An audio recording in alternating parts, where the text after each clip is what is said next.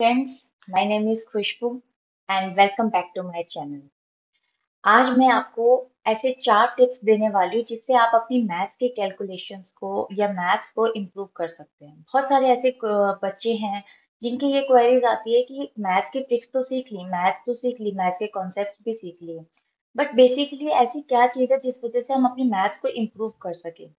सी अगर मैं नॉर्मल तरीके से बात करूँ तो आप सबको ये वाली बात पता है कि हमें अपनी मैथ्स को इम्प्रूव करने के लिए प्रैक्टिस सबसे ज्यादा जरूरी है। जितनी हम प्रैक्टिस करते हैं उतनी ही हमारी मैथ्स इंप्रूव होती है। समटाइम आप क्या करते हैं, थ्रोली मैथ्स के क्वेश्चंस को देखते हैं कि ये आता है, ये आता है, ये आता है, और आप सोचते हैं कि मैथ्स का क्वेश्चन सॉल्व हो जाएगा, पेपर में क्वेश्चन कर लेंगे।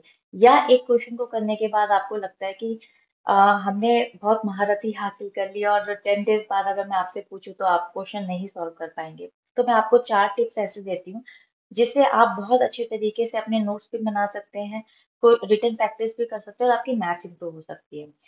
तो अगर मैं आपसे बात करूँ तो फर्स्ट टिप जो मैं आपसे बात करूंगी, first tip of to improve your math, सबसे पहले आप अपनी एक नोटबुक को अलग बनाइए। Make separate notebook. नोटबुक में बच्चे क्या करते हैं, कई बार अपनी कॉपियां बना लेते हैं, छोटी छोटी कॉपियां बना लेते हैं, या कोई भी रफ पेपर पड़ा होता है तो उस पर वर्क कर लेते हैं। नहीं, आपको एक सेपरेट नोटबुक में एक बड़ा सा अच्छा रजिस्टर बनाना है। उसका बेनिफिट ये होता है कि जब आप एक रजिस्टर मेंटेन करते हैं तो उसका साइज बड़ा होता है और एक लेंथी क्वेश्चन को आप एक पेपर पे सॉल्व कर पाते हैं। अदरवाइज आप क्या करेंगे, पेज टर्न करेंगे और उसमें डिजिट्स के मिस्टेक करते हो और आपके लिए कॉम्प्लिकेट हो जाता है and you will get irritate, और फिर वो क्वेश्चन का कॉन्सेप्ट ही कहीं खो जाता है। तो आपको उसको पकड़े रखना है, उसके रिदम को पकड़े रखना है और उसके अंदर इंटरेस्ट क्रिएट करना है। तो उसके लिए सबसे ज्यादा जरूरी है कि आपको इरिटेट नहीं होना, तो वो आप हमेशा एक रजिस्टर पे ही मेंटेन कर सकते हैं।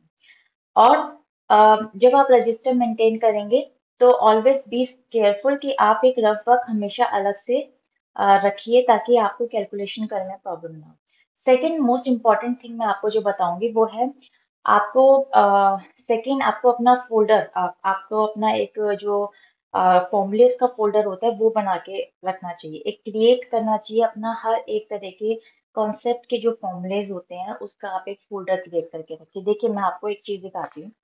मेरे पास मेरा अपना एक पर्सनल फोल्डर है। जब भी मैं ट्यूशंस पढ़ाती हूँ या मैं कोचिंग्स लेती हूँ अपनी, तो आप देख सकते हैं कि मैं इस तरीके से हर एक कॉन्सेप्ट, यानी कि जो भी मेरे पास जो एनसीईआरटी बुक्स होती है उसके जितने भी चैप्टर्स होते हैं उसके हर एक कॉन्सेप्ट का मेरे पास में इस तरीके से फॉर्मूलेस की वो बनी हुई है। ट्रिग्नोमेट्री है, पेरीमीटर है, आप देख सकते हो इसके अंदर ये सब तरह के फॉर्मूलेस इसके अंदर है। तो मुझे कुछ भी करने की जरूरत नहीं पड़ती, मैं फॉर्मूलेस रोज बच्चों के आगे खोलती हूँ तो बच्चों को ऑटोमेटिकली मेमोराइज हो जाते हैं, बच्चों को लर्न करने की जरूरत नहीं पड़ती।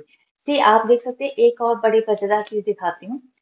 इसके अंदर देखिए, आप मेरे पास ना इस तरीके से इंग्लिश के भी नोट्स हैं। जैसे मैंने इंग्लिश में, जैसे बच्चों को ऐसे राइटिंग, लेटर राइटिंग और ऐसे में प्रॉब्लम आती है और बहुत सारी ऐसी चीजें हैं, मैंने उन सबके पैटर्न्स का एक सेट करके उनके भी एक मैंने ऐसे वर्कशीट्स बना रखी हैं और उनके प्रिंट आउट निकाल के फोल्डर में रख रखे हैं। तो बड़ी इजी रहता है, हर 10th तक की क्लास के बच्चों को इस तरीके से मेंटेन रखना चाहिए। और एक चीज दिखाती हूँ, वैदिक मैथ में भी मैंने देखी इस तरीके से फोल्डर बना रखा है जिसमें ये सब तरह की चीटें हैं। और चीटों के साथ में मैंने हर एक कॉन्सेप्ट की वर्कशीट्स रेडी कर रखी हैं, मैं आपको दिखाती हूँ। कि इस तरीके की वर्कशीट्स है मेरे पास में, और दिखाती हूँ मैं आपको कि इस तरीके की वर्कशीट्स है मेरे पास। ये सारी वर्कशीट्स मैंने रेडी कर रखी हैं और सारे जो बच्चों के टेस्ट पेपर है वो भी मैंने पीडीएफ बना के अलग से प्रिंट आउट भी निकाल रखे हैं, आप देख सकते हो। ये मैंने प्रिंट आउट्स भी निकाल रखे हैं। सी और एक चीज दिखाती हूँ आपको, देखिए अगर आपको किसी चीजों को मेमोराइज रखना है तो मैं इस तरीके से नोट्स भी बनाती हूँ, अपनी ट्रिक्स एंड टिप्स खुद लिखती हूँ हाथों से। और जब मैं ये लिखती हूँ तो मुझे अपने आप मेमोराइज हो जाती है, मुझे बहुत अच्छा लगता है। आप इस तरीके से भी कर सकते हैं। जब आप रिटर्न प्रैक्टिस करते हैं, रिटर्न में लिखते हैं, तो आपको बहुत मजा आता है ये सब चीजें करते हुए। तो ये चीजें हमेशा मेमोराइज रहते हैं। तो हमेशा कभी भी रजिस्टर में आप पेपर पे या नोट करके मत लिखिए, हमेशा इस तरीके से या तो अपने हाथ से लिख के एक फोल्डर में बना के हर एक टॉपिक का अलग से फॉर्मूलेस के रजिस्टर बनाइए, मतलब फोल्डर बनाइए, या फिर आप अपने हिसाब से इसको अच्छे से मेंटेन रख सकते हैं। जो थर्ड पॉइंट आता है वो आता है कि जब आप क्वेश्चंस को सॉल्व करते हैं तो जब आप कभी टेस्ट देते हैं तो टेस्ट देने के बाद उस टेस्ट को आप खुद चेक करिए एज ए एग्जामिनर। जब आप एज ए एग्जामिनर एक टेस्ट पेपर को चेक करेंगे, अपने ही टेस्ट पेपर को चेक करेंगे, तो उसमें आप हर एक स्टेप में कोई ना कोई गलती को ढूंढ पाएंगे। जितनी गलतियां आप ढूंढेंगे, तो at the time of solving questions को आपको कभी भी प्रॉब्लम नहीं आएगी, कि आपको पता लग जाएगा कि आपकी खुद की मिस्टेक है। जब आपको खुद को खुद की मिस्टेक्स पता लग जाती है, तो आप वो गलती दोबारा नहीं करते। तो ऑलवेज मेक श्योर, जब भी 1 मंथ या 1 वीक आप टेस्ट देते हैं, तो टेस्ट को आप एज ए एग्जामिनर खुद ही उसको चेक कीजिए, ताकि आप उसके अंदर एक्सट्रीम लेवल पे गलतियां निकाल सकें। और जब नेक्स्ट दोबारा आप टेस्ट देंगे, तो आप वो टेस्ट देते टाइम पर आपको पता रहेगा कि ये गलतियां निकल सकती हैं, तो इन गलतियों को भी मैं ना करूं। तो इस तरीके से भी आपकी मैथ्स इंप्रूव हो सकती है, क्योंकि आपको रिटन प्रैक्टिस तो करनी है, मेक श्योर। ठीक है। और आपका जो फोर्थ पॉइंट आता है वो ये आता है कि जब आप क्वेश्चन को सॉल्व करते हैं, तो क्वेश्चन को इतना सॉल्व कीजिए, इतना सॉल्व कीजिए, तब तक सॉल्व करते रहिए, तब तक कि उसके अंदर गलती रहने की कोई गुंजाइश ही ना रहे। मतलब मेरा कहने का मतलब है कि जब आप एक क्वेश्चन को सॉल्व करते हैं, तो आपने देखा होगा कि एक क्वेश्चन को सॉल्व करने के बाद जब आपका क्वेश्चन ठीक हो जाता है या उसमें नंबर अच्छे आ जाते हैं, तो आप सोचते हैं आपने महारत ही हासिल कर ली।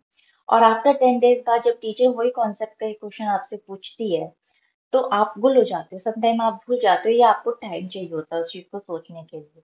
लेकिन आप अगर एक ही क्वेश्चन को या एक ही तरह के पैटर्न को बहुत बारी सॉल्व कर लेते हैं, तब तक सॉल्व करते रहते हैं, तब तक सॉल्व करते रहते हैं एनसीईआरटी के सारे क्वेश्चंस को, जब तक कि उसके अंदर कोई गुंजाइश ही ना बचे, तब आप देखना कि 10 डेज बाद क्या आपसे 1 ईयर के बाद भी अगर वो क्वेश्चन पूछा जाए, तो आप उसका सही जवाब देंगे और बहुत जल्दी एक्यूरेटली आप उसको कर पाएंगे। तो एक्यूरेसी स्पीड तभी मेंटेन हो सकती है मैथ्स में, जब आप एक क्वेश्चन को बार बार करते रहें। तो करत करत अभ्यास वाली चीज ही आपको अपनानी है हर एक क्वेश्चन के पैटर्न्स में। तो जब आप ये अप्लाई करते हैं, तो आपके लिए मैथ्स को इम्प्रूव कर पाना बहुत आसान हो जाता है, क्योंकि समटाइम बच्चे कॉन्सेप्ट तो क्लियर कर जाते हैं, बट क्वेश्चन के कॉन्सेप्ट क्लियर करने के बाद उसको थ्रूली देखते हैं, या एक बार क्वेश्चन को अटेम्प्ट करा, उसके बाद बुक बंद कर देते हैं। तो वो आपके लिए बहुत बेनिफिशियल है। तो ये 4 पॉइंट्स हैं, जिस पर अगर आप वर्क करें, तो आई एम 101% श्योर आप अपनी मैथ्स को इम्प्रूव कर सकते हैं। और आपको आगे के लिए all the very best, and stay healthy. Bye bye.